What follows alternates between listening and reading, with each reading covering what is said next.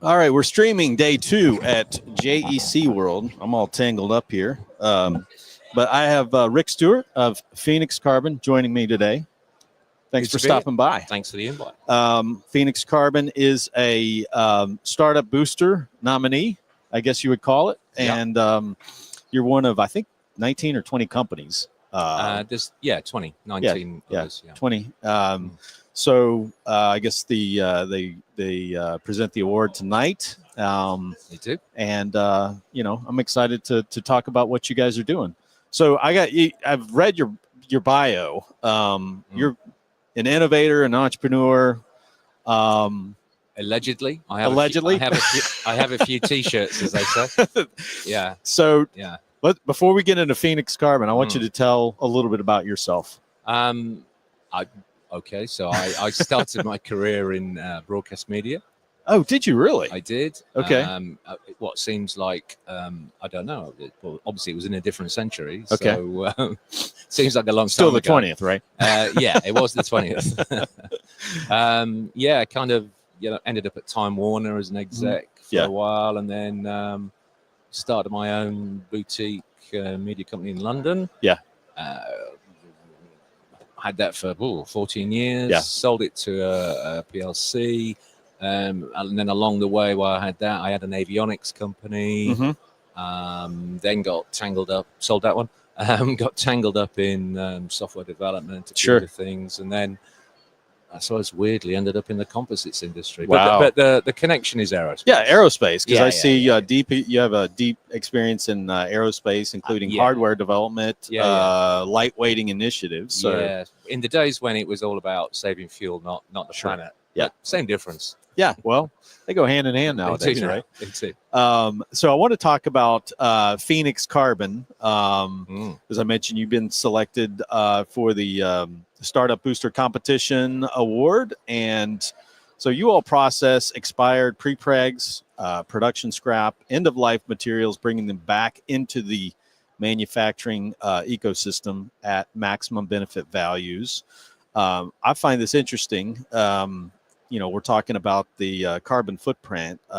Your process currently is at 87% less CO2. It's actually 96%. 96. Okay. Yeah. All right. Yeah. Wow. We've recalculated it. Okay.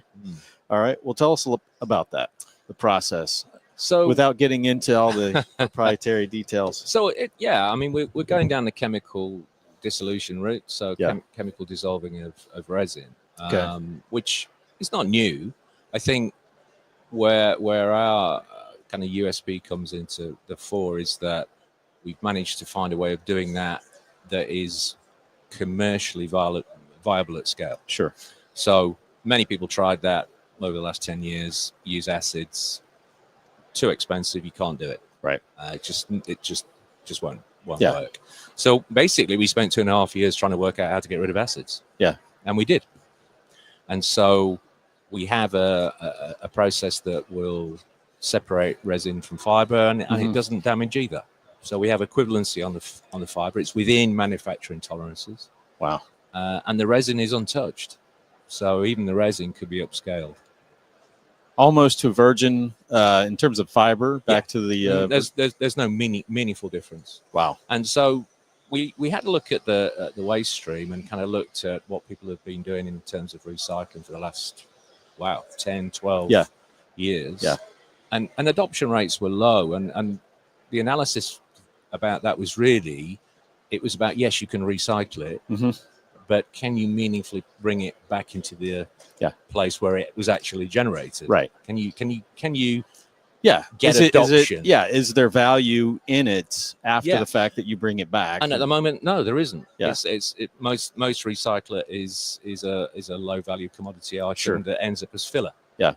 And there's nothing wrong in that. There is a market for that. Oh, sure. But in order to get some circularity, in order to get some true sustainability, you have to do something that is credible and is viable for the manufacturer. And so we looked at the market, and we looked at the waste stream, and amazingly, no one recognized that there's a phenomenal amount of expired pre-preg roll. Yeah. About $1.5 billion worth of it.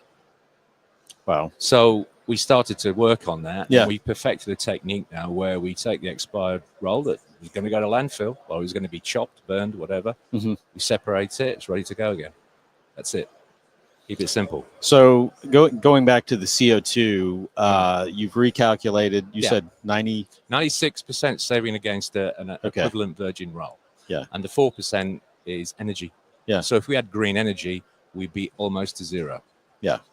Not quite, but almost. So what, the companies that you're working with in this process, what identify those that are good partners for you? So we tested in aerospace, automotive, marine. Yeah. I think that one of the most interesting ones, and they're quite happy for me to talk about this, is Dimag Technologies, who make carbon fiber wheels. Yeah. And the analogy here and the synergy between us is that carbon fiber wheels are really expensive, sure, unless you own a Lamborghini. Right. So how do you get those to the lower end mass market? It's price. Yeah. Okay. So how do you lower the price of a very, very expensive carbon fiber wheel? Right. Well, could you use recycled materials? Yeah. And the answer to that is yes, you can. Yeah. So we're going down a structural route with them to effectively give them a transformational advantage in their market. Wow. And also there's some other issues about moving that into mass market in other ways, which I can't talk about. But again, it's the same principle. Sure. We enable them to do it cheaper. Yeah. That's fantastic. I mean, what kind of cost savings does that amount to, you think? I mean, in terms of a company that's being able to... Well, I mean, we quote that our recycled roll, relifed roll is a better word, is at least 50% cheaper than the equivalent virgin. Yeah. So that's at low scale. Sure. At higher scales, we can probably get to around about 70% cheaper. Wow. A big topic, is in the wind energy market. I'm sure you hear a lot about that, where we have blades that are, Well, you guys have got a lot of land, so you don't even bury it. You just pile it up, right? Yeah. Yeah. Not the same in the UK or France or Germany. Yeah. Well, you can't put it in the ground in France and Germany. It's illegal. Right. Yeah. But you've got the problem remains. You've got end of life. These things last 20 years, and then so we did have a look. We had a long look, and we're still talking to various parties about where do we sit in that kind of process. Of course, yeah. The wind energy problem in terms of turbine blades, glass fiber, carbon fiber now coming through is the business model is completely different. Yeah, for it to be viable. Sure. So it's more for us. It's more recycling as a service. I see. Rather than a self-supported model. Right. For lots of reasons, which we could debate for hours. Sure. Yeah. Yeah. We don't care where the waste comes from. Yeah. The process can deal with it all. Kevlar, glass fiber, carbon fiber, pan, whatever. It's not about whether you can recycle something. It's about whether you should. Yeah. Absolutely. I've got the website, phcarbon.com. This is where our listeners can find you. And you're also located, you'll be over at the Startup Booster Village. That's where. It's right over there, right? That way. Yeah. Okay. Somewhere around here. Or better still, look at the map. Yeah. Yeah. Just check out the map. You're in Hall 6, so you can find it from there. Rick, it's been a pleasure. Thanks for stopping by. Best of success with your company, and best of luck tonight, this evening. Yeah. See what happens. Yeah. Good. Thanks. Good to see you. Yeah. Good to see you.